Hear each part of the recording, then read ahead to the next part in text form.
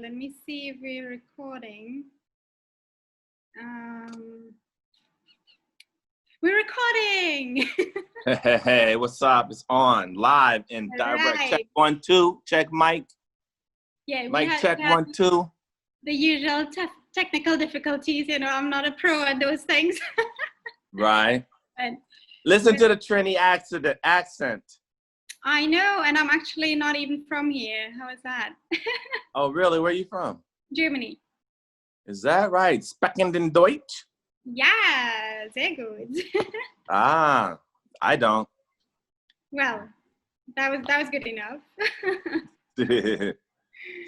All right. So Are we live or are we just recording? we are live and recording. The link is being shared now, from what I understand, because we had some difficulties with the stream, but it will be reposted a little later on today. Okay. As long as we don't go out like Teddy Riley. I'm going to put you in my earpiece. All right, cool. You can hear me well? I can hear you very well. Thank you. Okay, great. Now I don't have to yell. So let me just say welcome and thanks for tuning in from wherever you guys are tuning in. Welcome to the Republic Bank Decibel Entertainment Festival weekend and our interview today on Saturday with the one and only Pierce Austin. And I'm so happy to have you here. I'm sorry. So I got the honor to speak to you today. It's my honor to speak with you. And right, tell us a little bit about yourself. What do you do? Oh my God, I don't do much, Tanya. Let me tell you, it's been a long time. I don't do much anymore, but I guess we could start with I'm a Cancer, and my birthday was just July 2nd, so happy belated birthday to moi. Happy birthday. Yeah, thank you very much. But I'm a hairstylist, and I'm a licensed cosmetologist and I do hair for television and film, and I think I'm an entrepreneur. I'm a business owner. I own and operate makeup trailers that we use as a space where we help create the characters that you see in film and television. So they're like 53 feet. They're essentially salons on wheels. They're like 53 feet long. There are 10 stations, and there are 5 hair and 5 makeup on either end. So that's pretty much, I'm a father, I'm a grandfather. I like to be called, Peepaw, your happy pappy. That's my grandfather name, like Tribe Called Quest. Well, yeah. It does sound like you're quite busy after all. Pretty much all the time. So yeah. Tell me, you started off with cosmetology. Yes. I'm licensed. I've been licensed since 1991. I went to the, Oh boy. Sorry, that was a phone call. I went to the School of Aveda, the Aveda School of Cosmetology. Yeah, and you know that. Of course, yeah. A lot of girls from Trinidad, I believe, go to the one in Canada. Okay, yeah, they are international, yes. I went to the one in Minneapolis. It's one of the original institutes. It was the second location when Horst, the inventor of the Aveda products and the educator, the president of the school, he started off in a mansion, and then probably it could only hold about 20 students at a time, and then he opened up in Minneapolis on the West Bank a 4-story building. It's a beautiful building that could probably educate about 300 students at a time. So yeah, I went there and graduated in like 91, and I got licensed in Minnesota, and then I moved to LA in 93. In 94, and then went into our union, and I became a union member of the local 706 IATSE International Alliance of Stage and Theatrical Employees. Whoa, that's a mouthful. That is so cool. How did you end up getting into this whole film thing? Wow. Like, what drove you? What drove me? So while I was in school, I met a gentleman by the name of Idrissa Birch, and he's probably the impetus of me even starting school and then pursuing the entertainment world. I'll tell you a quick story. So I was going to college at the University of Minnesota, and I was failing miserably. I didn't even make it past the second semester. And my counselor called me in and was like, dude, you're doing miserably. And you have to choose, a major? And I was like, I don't know what I want to do. He said, it's simple. He said, take this book, find something that you enjoy doing and you know you can make money at. And at the time, I was already cutting hair in the dorms, right? I was doing all, Of course. Yeah, I was already cutting hair in the dorms. I was doing all the football players, the basketball players, some of the girls who wanted their hair shaved on the side or cut asymmetrical bobs in the 90s. And I thought, well, hell, I mean, I enjoy doing hair and I'm already making money like $5 a cut, right? And so I went down to Horst, the school, which was about half a mile up the street, and to get a haircut and to check them out a little bit. And they destroyed my hair and I was pissed. And I said, I demand to see an instructor or a manager. I want my money back. And Idrissa came over. And Idrissa was like, can I help you? And he's real calm, cool demeanor. And I said, yeah, look what they did to my hair. They did this and that. They should have did this. They could have easily tapered it with a number 1, number 2, graduated from the temple up. And he just looked at me after like 3 minutes of me running my mouth. He says, you talk like you know how to do hair. I said, I cut my own hair. Yeah, I know how to do hair. And he says, well, why don't you go to school? Why don't you come here to school? And I was like, man, I'm in college. I ain't going to no school. And shortly after, he said, you should think about it. And I did.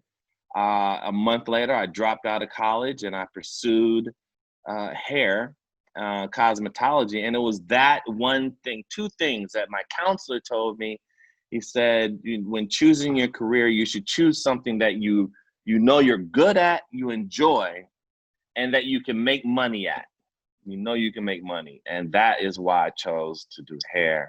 And then that is when I chose to go to the school. So Idrissa, while in school, he noticed my personality and he said, I think you're good. I think you're talented. I think you should think about the entertainment side.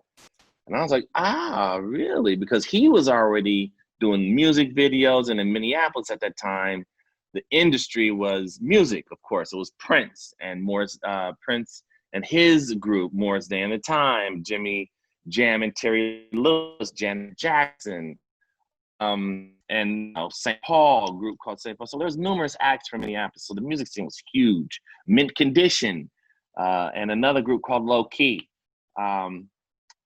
So I started doing photo shoots and mall fashion shows. Everything. So, yeah, right. I did McCall's pattern making factory. Those little paper mache kind of patterns that you would use to make shirts and pillows and stuff.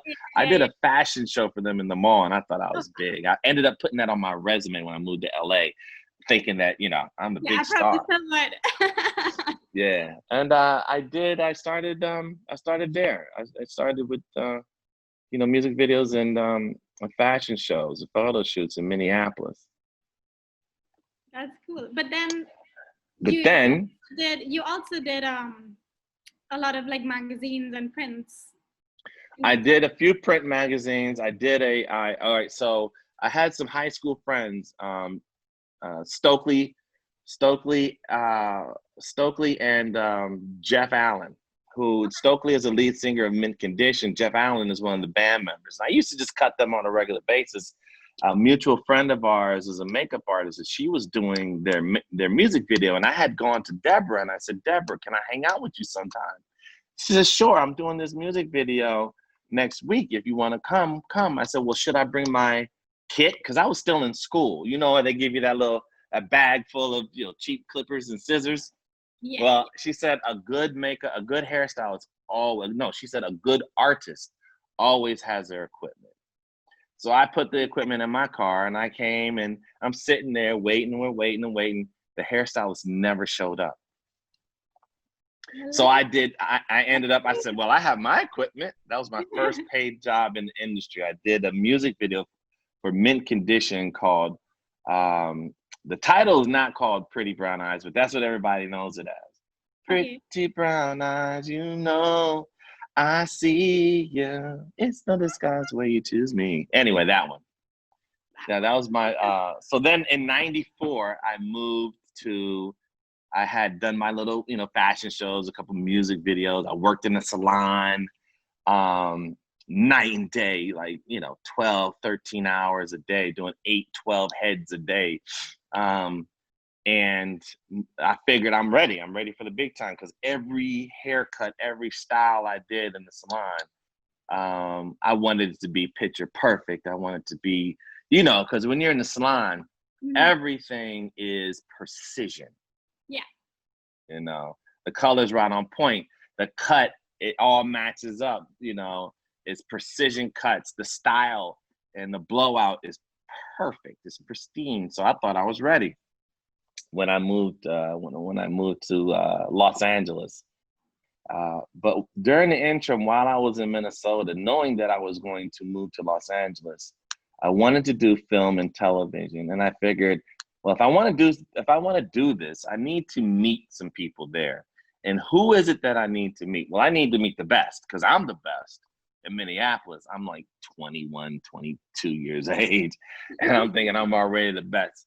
So I said, well, how do I find the best? So I would watch movies and TV and magazines and music videos and articles and interviews, and I would look at the credits to find the people's names that did the work that I admired the most, right? So I made a list of the names that I saw the most, and there were probably like 5 of them. There was Stacey Morris, who a lot of our viewers may know, and there was Irma Kent, and there's Mr. Ken Walker, and there's Pinky Cunningham. Those are 4 of them that I can remember off the top of my head. And I figured if I meet them, then they must be the best, and I could befriend them and do what they do, right? Well, it turned out exactly to be that. I met all of them, and I'm sorry. You were determined. You made it. Very determined, focused, but the determinism was no more than a choice, really. It was, I like to use the cliche, if you're thirsty, what do? You go get a bottle of water. It's that simple. If you want hair television, what do? You move to LA. And I was that assured that it was going to happen for me. So while in Minnesota, there was rumor that Hollywood's coming to town. And they were HBO was filming a TV show called Laurel Avenue. Mm-hmm. It was a mini series. It was one of the first miniseries that hit the airs. So months, I signed up with the Minnesota Film Board. I would call them every day for like a month or 2. And are they coming yet? Are they coming yet? Are they coming yet? And so finally, I'm in the salon. I'm working, and I hadn't heard from them yet. My mother calls me. She says, Pierce, HBO called. They called. They finally called. I'm like, what? Huh? What? What'd you tell them? I told them you were at work. And I took the number, and I told them I'll have you call them back. So I said, okay, okay, what's the number? Wrote it down. In real time, I hung up with my mom, called the lady, Irma Kent, right? One of the names that I saw and wanted to meet. Irma Hello, Irma, this is Pierce. Hello, baby. I said, this is Pierce Austin. You called me for a job, HBO, right? I'm ready. I can work. She says, oh, baby, I'm sorry. I just hired someone. I said, no, you have to hire me. I've been waiting for months. I've been calling every day. No. She probably looked at the phone like, who is this guy? And I said, no, you have to hire me. I've been waiting months. She goes, what are you doing right now? I said, I'm in the salon. I got a full book. I said, nothing. She said, do you have a car? I said, yes. I'm so tired of sitting in this hotel room. Can you pick me up? I said, I'm on my way. Picked her up. I told her, I said, well, my car is not the best car because I'm thinking she's Hollywood, right? They got to have, Mercedes-Benz and Bentleys and stuff. I said, well, my car's not the best car. The passenger side door doesn't open and the driver's side window doesn't roll down. The muffler's kind of shot, but she goes, I don't care, baby. Just pick me up. I just need to get out of this hotel. Picked her up, spent the day with her. By the end of the day, she asked me, do you know how to do men's hair? And I said, well, of course, because that's where I started cutting my own hair and my friend's hair and all the athletes. And longer story short, she says, there's a couple of male cats in the show. I'm going to need them to be maintained. Let me see if there's something I can do. And later that night, she called me back and said, I have a position for you as my third, and you can maintain the guys. And, oh my God, I damn near passed out. I was so excited. And that was my first paying job with in film. Laurel Avenue, HBO, with Irma Kent. And from Irma now is and has been for now, 27 years, 28 years. Yeah. She's been my industry mother, and I talk to her every single day to this day. That is cool. So you still keep in contact, and you. Oh yeah. Mm-hmm. She's my industry mom. Yeah. I talk to her every day. She'll probably call during this interview. Oh yeah. She is the reason that I'm doing this interview. She is the reason why I have a house, why I have Red Rhino, why I met Will Smith. She's the start of this life here in California in the industry. Wow. Yeah. But I mean, it would not have worked if it wasn't for your determination and definitely just the confidence. Yeah. I would say. Yeah. Yeah. No, you're hiring me. Absolutely. You know why? Because in high school, I had a dream to play collegiate basketball. And I was cocky. I was like arrogant. I can play. I don't need practice. Like Allen Iverson says, we're talking about practice right now, practice. But I didn't have good grades. And so I didn't do any of the discipline that it took to be an athlete. And that broke my heart.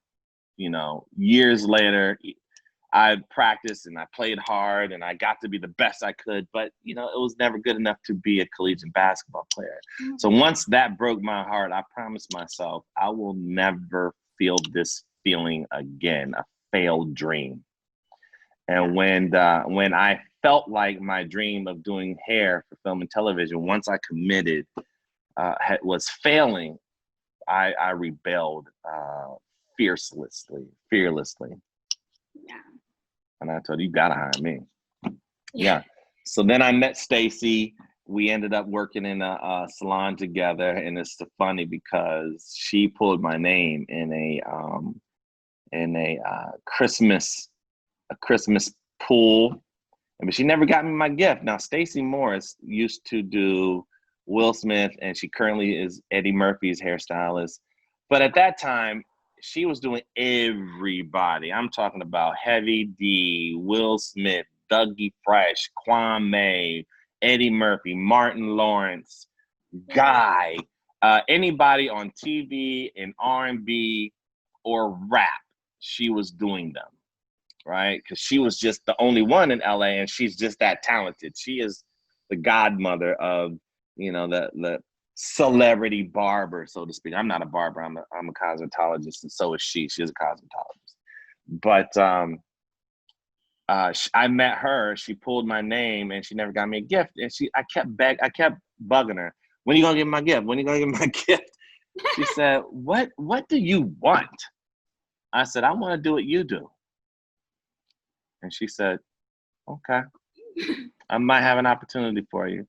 In like a week or two, she sent me to do Will Smith, and she told me, she says, "Listen, motherfucker, can I curse?" No. Okay. No. She says, "Look, Pierce Austin." She goes, "When you go to cut Will, don't try to make no friends. Don't try to make him. Don't just go there, cut his hair, and be gone." And that was in like 1995. Could have been as late as it was like end of Christmas. Yeah, could have been January of 95. And that was Fresh Prince times. That was Fresh Prince years, yeah. And I'm cutting his hair, and I'm thinking the whole time, "I'm not your friend, Will Smith. I'm not your friend, Will Smith. I'm not your friend." Yeah, the flat top, exactly. I love that. Mm-hmm. Yeah. Mm-hmm. So I know I just went on a rant about a lot of things, but I may not be following your itinerary, but that's cool. Yeah, but that's kind of how I got into the industry, and that's how I met Will Stacy, Will Smith. I was doing my first TV show when I first moved out. I may have moved in September. By November, I was working on a show called Family Matters. Okay. So I was moving fast, and it was a perfect time in the industry because, as you know, in the 90s, TV was flooded with young African American men, Black men. Yeah.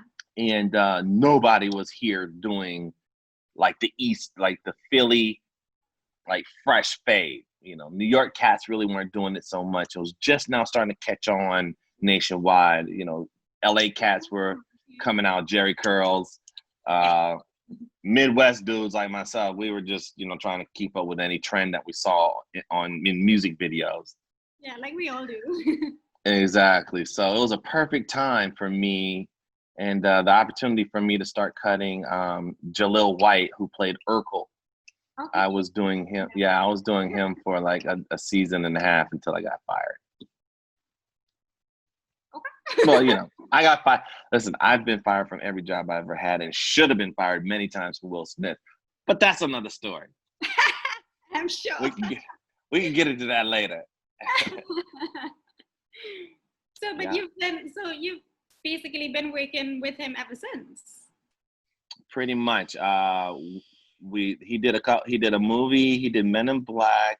My first full-time movie with him was Men in Black 1. The first one, yeah. Yes. Mm-hmm. Yeah. Well, he always is.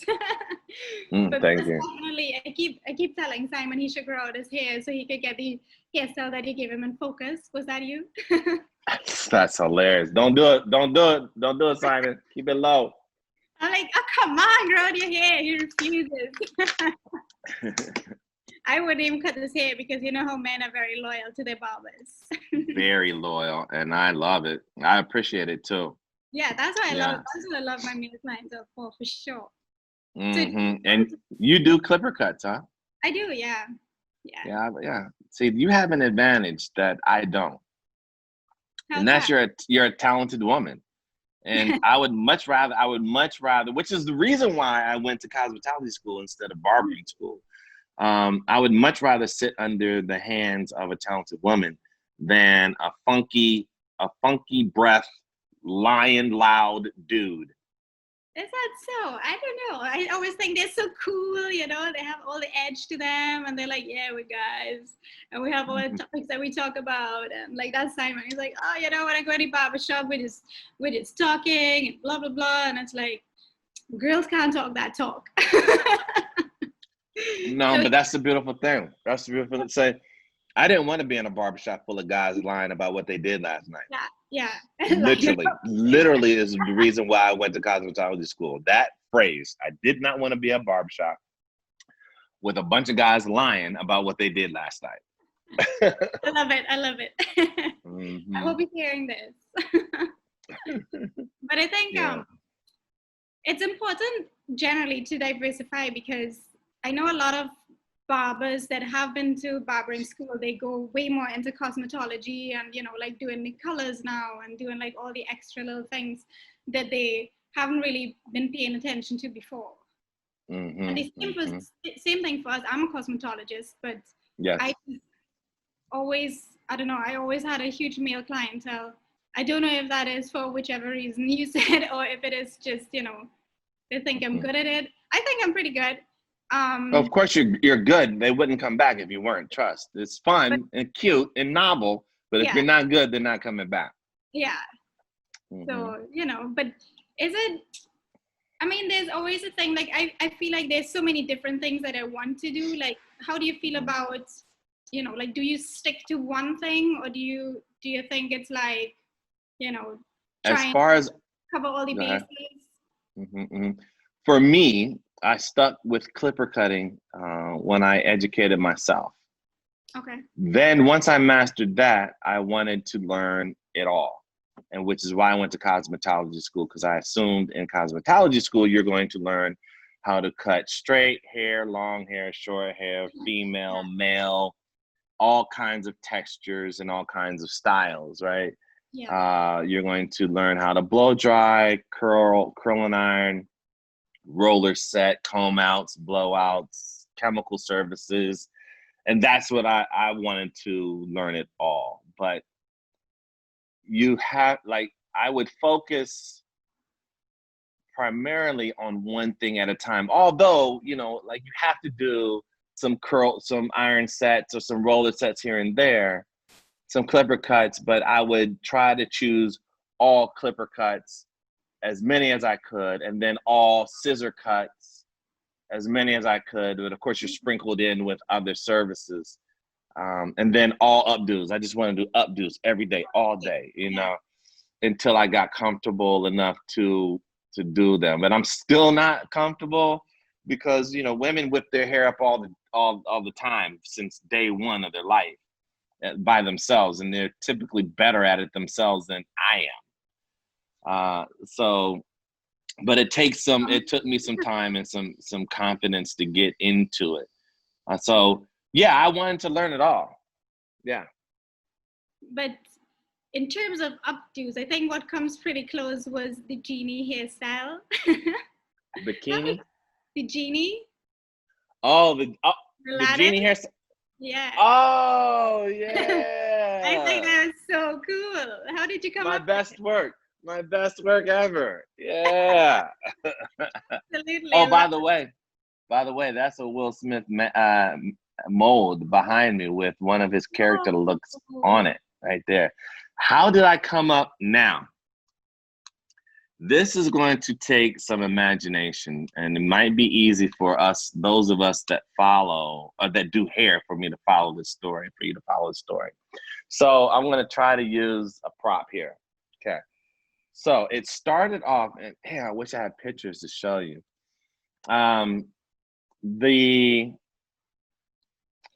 The look started off one look, right?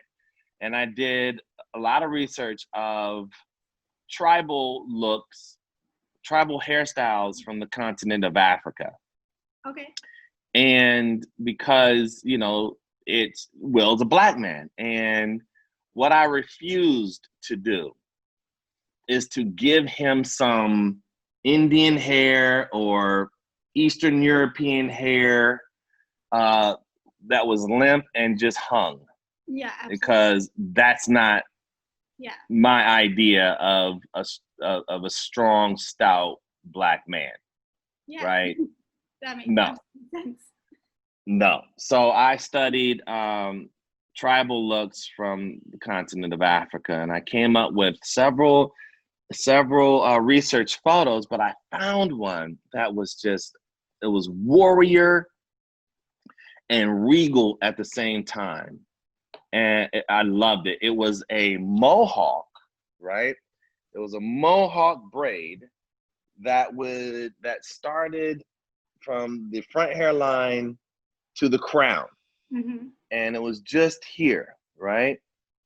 So it's like a rectangular patch of hair that would have been braid, right? Like this, and then would have stopped here and then went into a herringbone braid down the back of his head and then looped up. So it was very contoured to the shape of his head and then kind of flipped up like that in the back. Yeah, I can see that. So I and it had ornaments on it. It had like white linen wraps braided into the ponytail. So I had a piece of lace and I had a wig maker stitch yak hair and human hair into this lace that was about probably 36 inches long, okay? And it's just raw hair stitched to this piece, right? And then I did a herringbone braid on it on top, and then herringbone it all the way down, yeah? And I presented that to, hey, there's questions popping up down there. Okay, so I presented this look to the director, and I mean, it was bomb. It was strong, it was regal, it was sophisticated, it was magical in my eyes. But what happened was, I think Will became too sexy. Oh. Because they said, this genie is not the genie you want to introduce to your mother, to someone's mother. This looks like the genie that will, probably take your mother and the daughter. So, right. No, he was, I mean, if you think about like the guy who played Aquaman. Yeah. Like that kind of yeah, masculine, brute, sexuality, just strong. He looks like he'll just swoop up the whole village and impregnate everybody. Yeah, everybody would be excited. Right. You would have had moms in there talking about, oh, this genie is, whoo, he's too much. Anyhow, I had to change it. We only had a week left. Now, these wigs are $5,000, $7,000. Yeah. And they could take months or weeks to just build raw, just to build it, not let alone style it, get it approved, test it, get it approved. So I'm under the gun. We're weeks before we shoot Aladdin. So what I had to do was, now this is this mohawk piece. What I did was I took this flat piece that was supposed to sit on the head like this, and then I doubled it over and stitched it together, right? So now it's like this. If you could think, right? If you could think about it's a tubular shape like this, and still in the herringbone braid. Oh, okay. And right, so now it would go like this because it can't. I stitched it over. Now it's like this. Okay. So now I'm like, okay, how can I get it to stay on the head? That was what I was really studying. Okay, so here's the breakdown. So at the end of the braid, at the end of it, it's stitched together. At the end of this braid, and now it's just a braid, I take it and I pinch it together really tight. I take leather twine, wrap it around very tight so it's almost like a cork at the end now, right?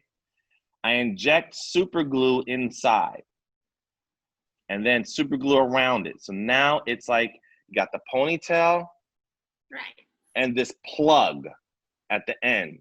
Right. Super glue, twine all the way down.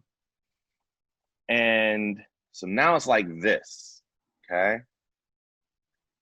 Ponytail here, braid, plug.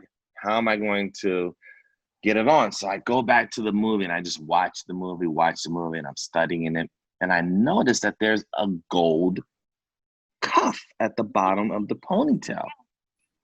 And I'm thinking, oh, great.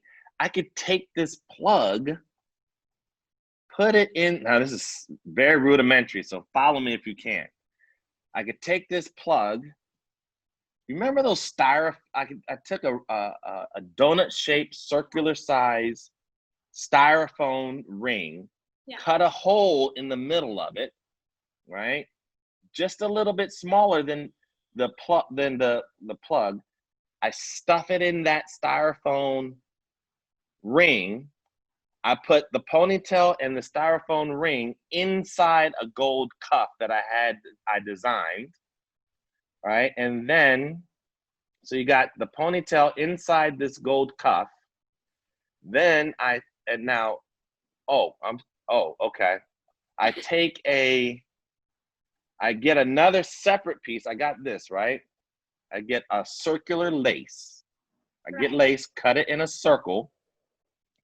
And then on the outside of the lace, I stitch in kinky hair, right? Like natural kinky hair, like for Black men. Yeah. So it's just a ring of hair. Got it? Mm-hmm. Maybe I should draw. So then I got this flat piece of lace. I have the cuff on top of the lace with nappy hair around it so that it looks like it's sitting on some nappy hair. Yeah.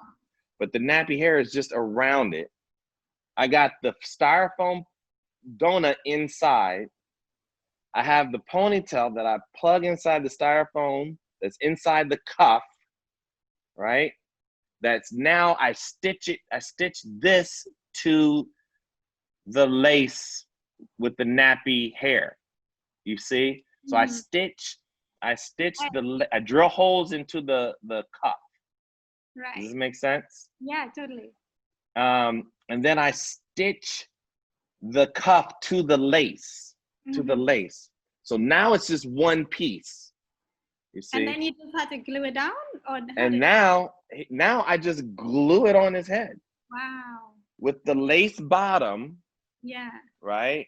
With the nappy hair ring, with the cuff that sits on top of that, stitched to the lace, styrofoam inside there, ponytail plugged into there. And then I present that and they love it. That is so cool. Love it, love it, love it. And I said, thank God, because my entire life and my entire marriage and my entire career and social status is on the line. I do. So that's how I created. Oh, now, by the way, so you have this ponytail that's plugged into all that. Mm-hmm. I then put some leather, the decorative stuff. I take some leather pieces of string with gold leaf on it and just, decorate the ponytail. But at the very end, you know how it comes to a little point at the end? Again, I take leather and I wrap it around the very end of it. And then I go to, now it's not really moving right. It's kind of stiff. When he turns, it turns, right? Yeah. So I'm thinking, I need this thing to move. I need it to move. When he moves, I need it to move, right? So how am I going to do that? It's stiff. It's not really hanging. It's lifeless. I said, I'll get a metal weight, right? And I went to the one of the departments that was they were making what do you call them? Blacksmith. Okay. They were making all the swords and the metal gear and all the jewelry, So I had to make I calced it out. It was a 5-ounce weight that I took it, pinched it around the bottom of the ponytail, leather on top, leather on bottom, super glue. So that's not going anywhere. Super glue is my friend. I'm like, listen, I'm doing this thing one time only, guys. So now I got the ponytail inside the cuff, stitched to the lace, and I got this weighted piece on the decorative piece that I ended up putting. So now it moves, it swings, it's weighted so that when he moves, it moves and swings. Yeah, that's cool. Yeah, so that the size and the texture was really important to me, that it had to equal strength. It had to symbolize a virile, magical human male. Yeah, I think it was spot on. Thank you. Yay, that's me. One of my best pieces of work ever, and I'm so glad. The facial hair, do you deal with that as well? Now the facial hair is a makeup, is in the makeup department, and a very, very talented woman by the name of Judy Murdoch designed and applied his goatee, the thing that you saw. And that was a piece that, again, it was another lace piece that hair is stitched to the lace and you just glue it on, right? But the mustache, this part was all hand laid. That means I had to put that, I did that part along with Judy. I would put the hair on and she would guide me to her eye of makeup and genius, so that I would have to do that every single day. Just this stubble here. So I would take that same nappy hair that I had tied to the lace, I would chop it up so that it looks like, you know, when you cut your hair, it looks like little sprinkles of hair. I would add glue to the shape of his mustache. And then I would put the hair inside a sifter, like a sifter that we'd use for flour, a handheld sifter. I'll put the hair, the glue, and just sprinkle it on, and then brush away the overspray, so to speak, and it would just be left with this, like the Fu Manchu part, you know? It would be like, it would look like this. So then you would glue the goatee underneath, and then so that it would all blend together, you know, that little thing he had. You would never think that that's how it's done, right? Oh, no. Well, you know, some people, hopefully, you know, some people saw it, and I would hope that would take a very educated and trained eye. But yeah, you would never, hopefully you would never see it or think about it, or it would take you away from the character or the movie. Absolutely. But then yeah, I think another thing that is like really crucial if you work, especially on film, you have to recreate the same look every day. Every day. Yeah. I had to, which was so important, that I had a system that it was easy to replicate, you know, it's just on, off, you know? Yeah. And if you look at that genie, right? So the original genie ponytail would be like back here somewhere, right? Yeah. But because of the weight of that entire piece, I had to position it in a way so that the weight of it wouldn't peel the glue off. Can you tell? Got it. So I positioned it on top of his head, so I had more flat surface for it to deal. See it a little more as well. Yeah. Yeah, it all worked out. And every day I would take a measuring tape, and I would measure from here to his eyebrow, and then here to the beginning of the piece, and it was roughly about 3 inches, 3.5 inches from the hairline to here, and I think it was almost 3 3/4 of an inch, you know, from his hairline to his eyebrow. And then I would center it, I think it was like 4 some inches from edge of the piece to the top of his ear. So I would use that every day to make sure that it was scientifically placed every single day, so that you wouldn't see a difference. Yeah. Yeah, every day. Thing that I was curious about was your trailers, Red Rhino. Oh, my makeup trailers, yes, Red Rhino. So hair and makeup could be done in there? Yeah, I was looking for, can I take you on a tour? Sure, take me. Here, come check this out. Follow me, boys and girls.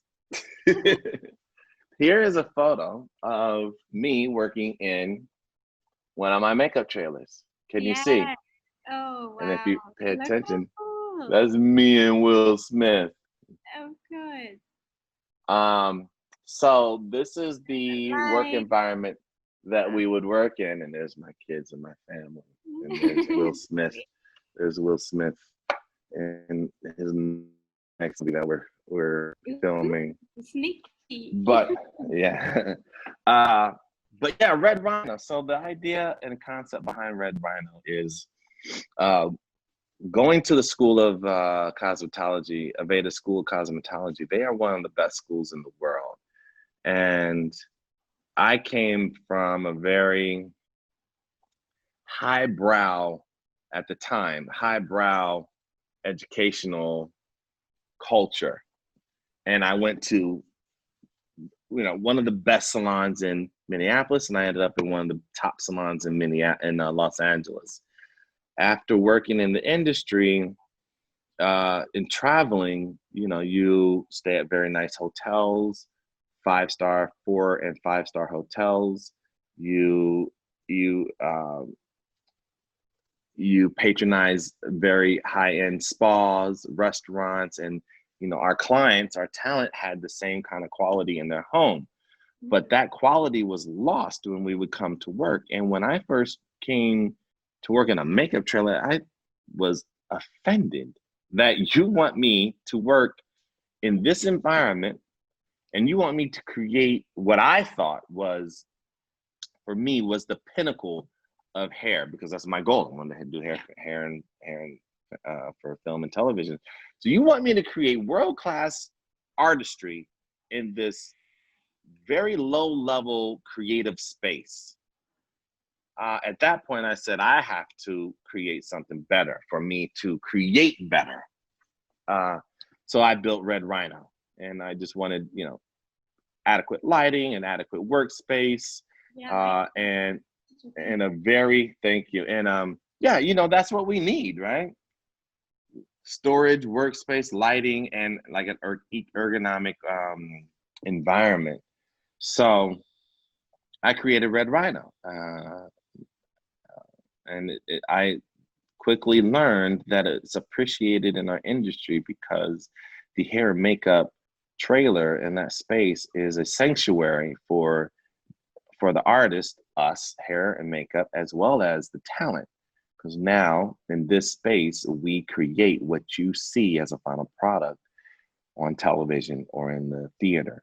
And this is where we create the energy and the character. We're the first people, some of the first people that we interact with the talent. And it's a coveted space that needs to be protected and uplifted at all times. Yeah, absolutely. Mm-hmm. And I think you have a website to it as well. I think it's a link on your Instagram. Is that right? Yeah, I think it's redrhinomakeuptrailers.com. Cool. Yeah. I think. I think so. Mm-hmm. Yeah. It's been a while since I went to that website. Oh, really? Yeah. Yes. I'm kind of busy with a set of things. Yeah, I need to know have that. A few questions here, but yeah, I see them popping up. One thing I think we were all concerned with, and I'm not sure what the situation is with films and your area, you're in LA, right? Mm-hmm. Yes, I'm in Los Angeles. Yes. So how has situations in the world affected your work, like COVID? And then, a lot of movements that have been going on around the world.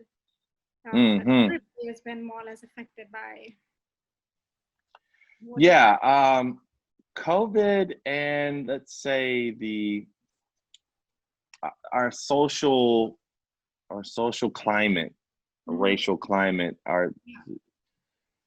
they're obviously two totally separate entities that have affected us simultaneously right now, but one is something new and the other one is has been around since day one.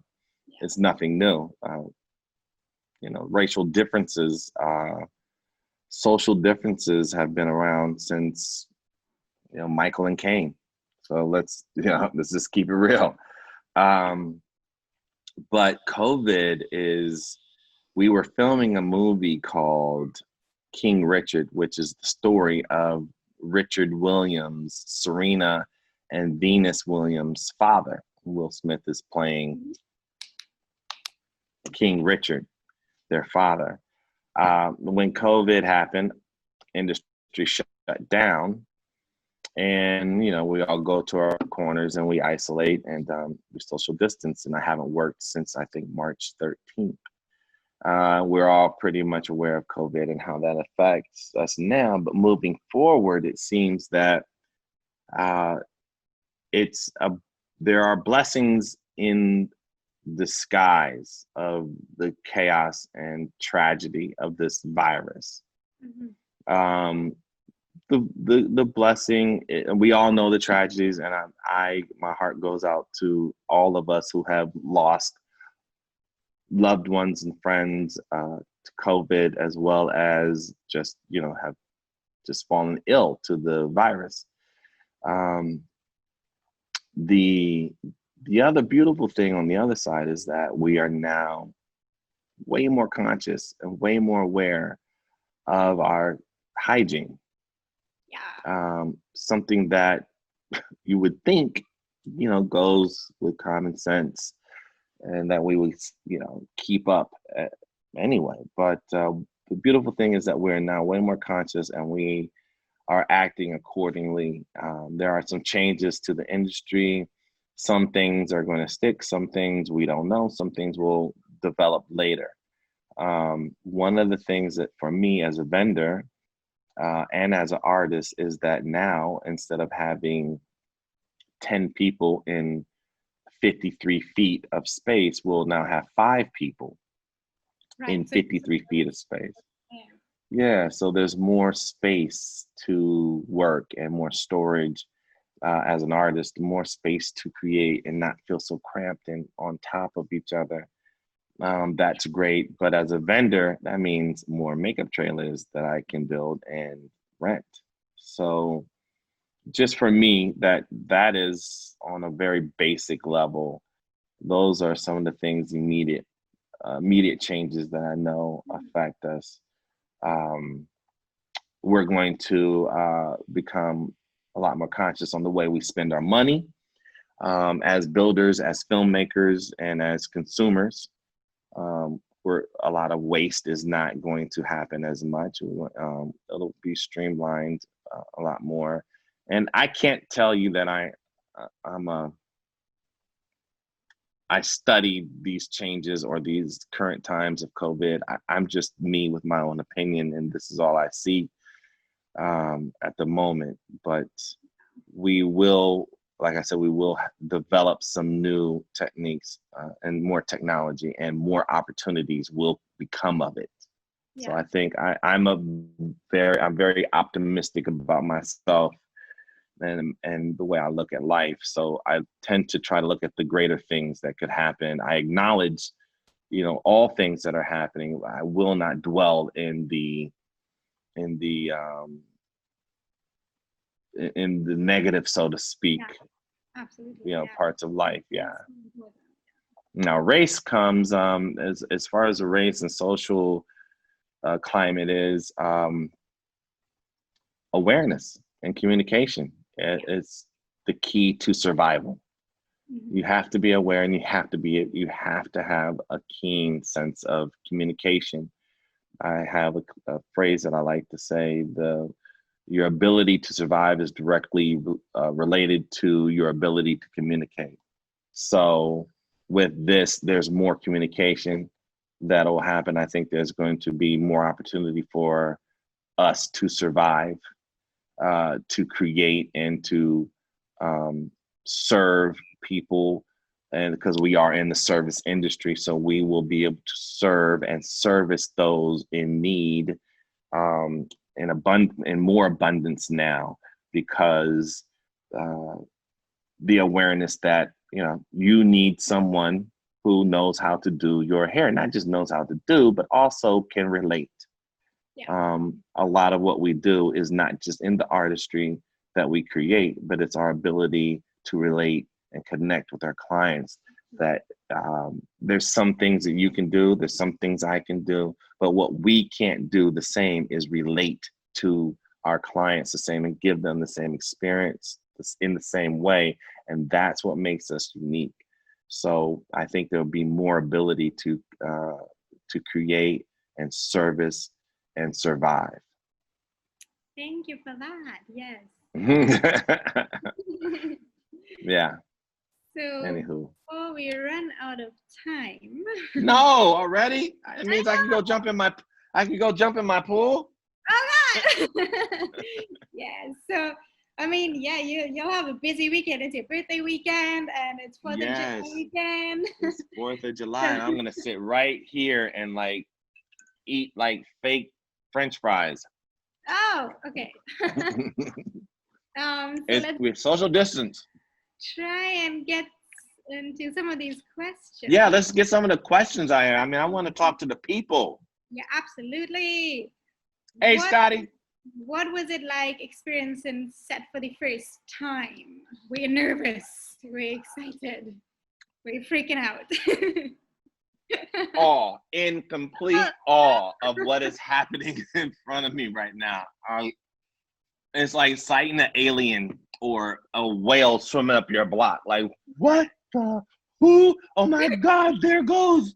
I can't believe it. How do they do that? So let's just, I'll say like Men in Black when I went to go cut Will and he hired me for the first time. And I went to the production office and I saw all the sketches and the set design and Tommy Lee Jones walking through the office and the director Barry Sonnenfeld and Linda Fiorentino. I mean, things happen so fast in the industry, right? And when I go to cut Will, I'm there and I cut him and people are like, yo, can you do Will? We have to get him out in 12 minutes. Can you get him fast? Can you do this? And so I'm just like, oh yeah, okay. And all right, get your stuff. We're going to set. Whoa, we're going to set.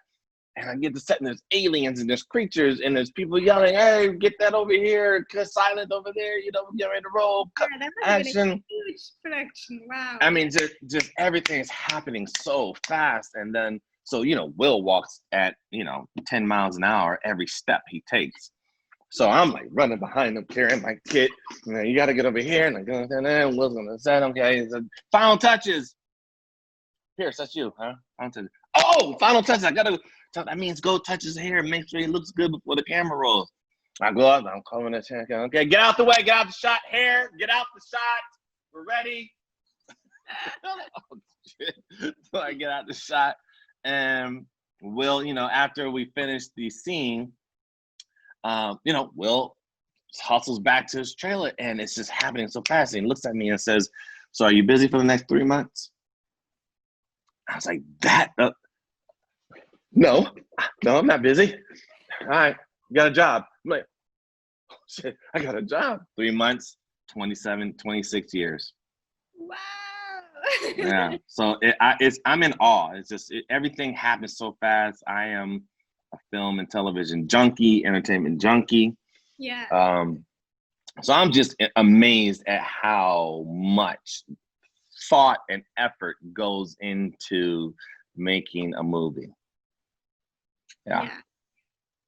I mean, I get like little bits and pieces because Simon obviously is in, well, for everybody who doesn't know,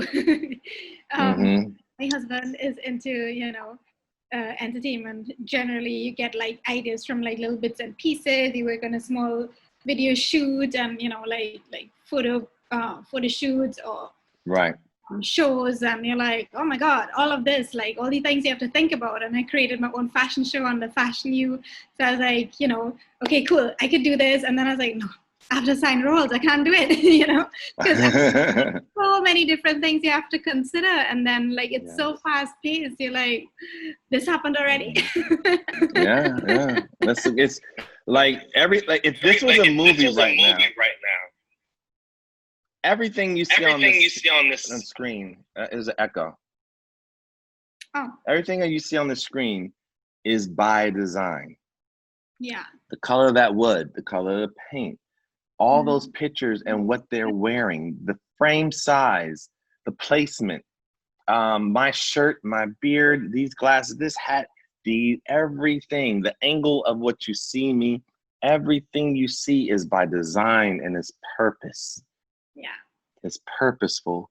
It's been thought out, it's been created, it's been planned, it's been approved by several levels and spent a lot of money to produce. So yeah, the amount of effort, and it takes, for just right here, it takes 4 people. It takes hair, makeup, props, wardrobe. Yeah. 4 people. So when it goes final touches, there are 8 hands and 4 people surrounding me right now. You have to squeeze it.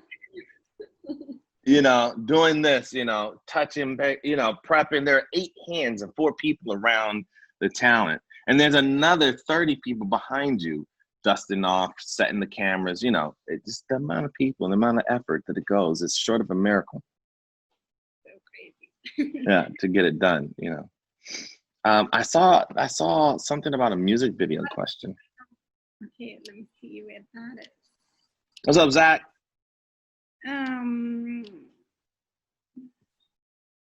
Simon, Scotty. Did you Jean-Pierre, Unity, brother. Did you get to work on the music videos? Did I get to work on music videos? I wonder if the question is if you got to work on Will's music videos, because it says on the music videos.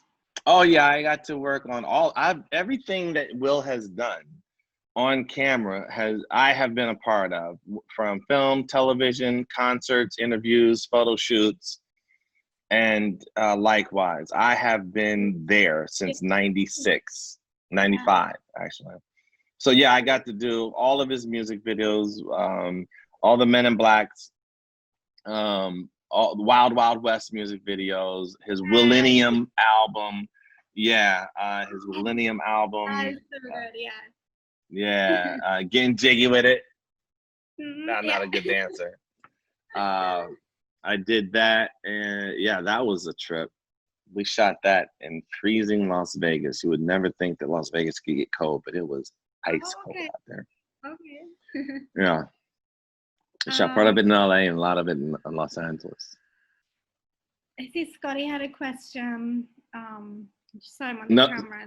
Scotty, I will pay you back. I promise. I know you see, like, I have a little money exit, but I'll pay you back as soon as I can, brother. Scotty Raw. So his question is, was it challenging for you on set during the filming of Suicide Squad and dealing with Deadshot's look? Oh, was it challenging? No, not at all. That character at that time was me. That look I gave him was me. I had a beard, I'm bald, so I gave him the exact hairstyle and look that I had. So no, there was no challenge whatsoever doing that. The only challenge was staying awake on set. Nah, see, that's a loaded question there, Scotty. You got me. No challenge. But you did make appearances in movies, did you? Sorry? Did you make any appearances in his movies? Oh, yeah, you know, I got a few credits. I'm you know, I'm a camera. I'm camera oriented. I'm movies. I had a couple of appearances. I had one little quick cameo in Ali. Okay. And there is a scene in the middle of the movie where Will's character Ali is being interviewed by Howard Cosell, and he's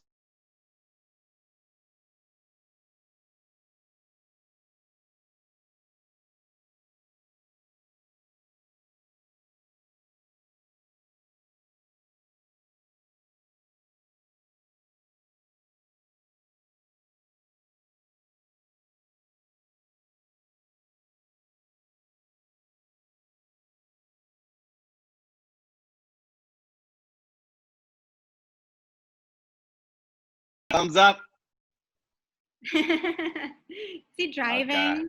Wow. Okay. Yeah, he's driving. Just before we go, No. I know.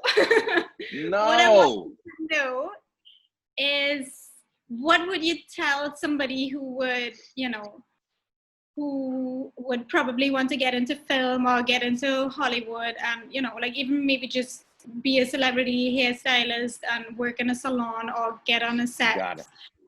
from maybe an island like Trinidad, where we think we don't have the connections, the access. Like, what can we do if we want to get somewhere close to where you are? There's a few things I would add to that question, that idea. I'm from Lima, Ohio, in the middle. I'm from a small town in the middle of Ohio that is less than 35,000 people, one public high school, and then within the city.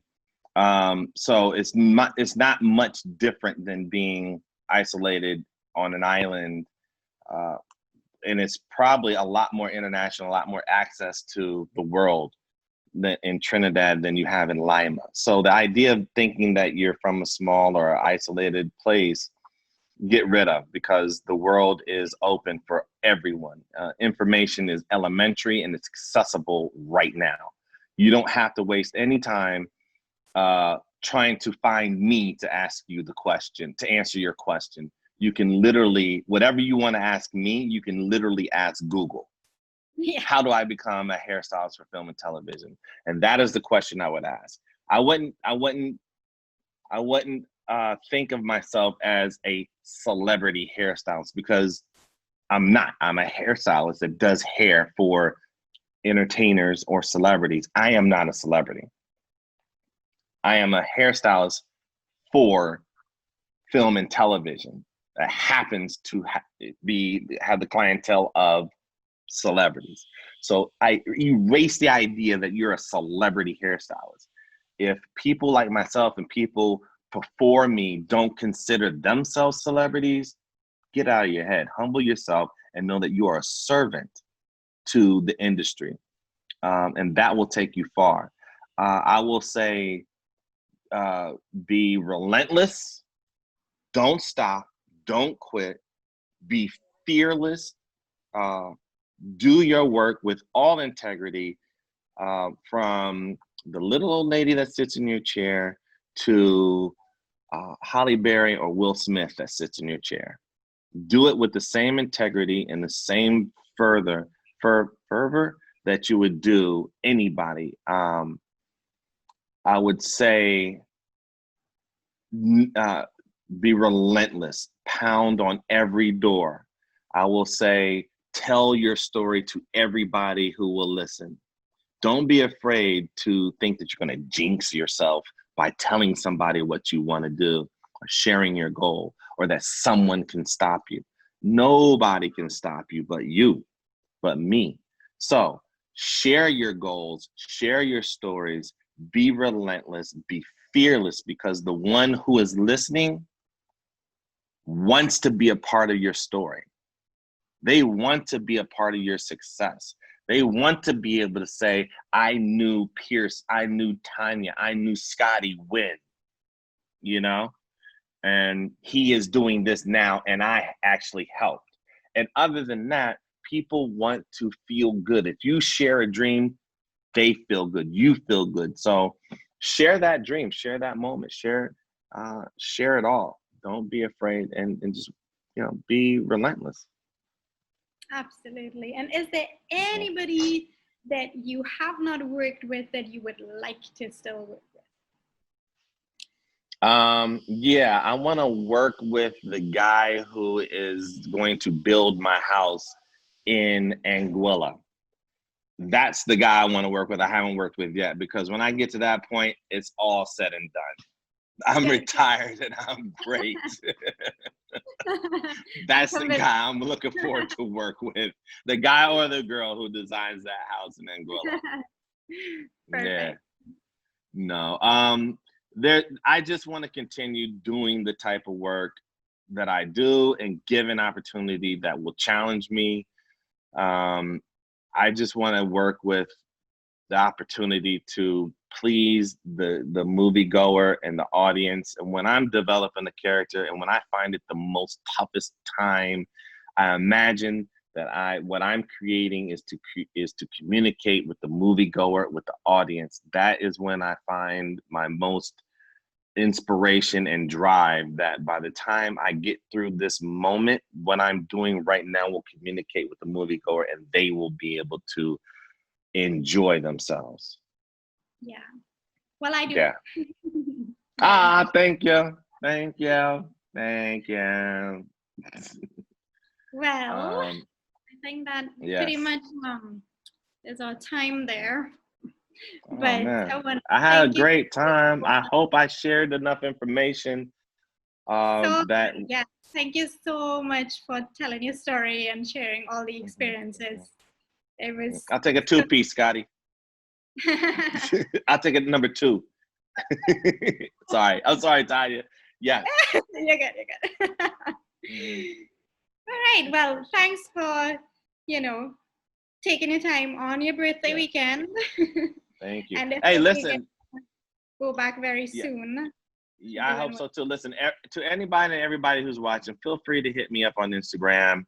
If there's anything I didn't answer, or if you think I could be of assistance, hit me up on the gram, DM me, or just make a request somehow, communicate with me. Use the internet, believe in yourself, and share your good dreams. Definitely. Thanks for that. And thanks to Decibel. All right. Thank you. Enjoy the rest of your weekend. All right. Thank you. I'm going to go jump in the pool. Bye. Bye. Have fun. All right. Peace.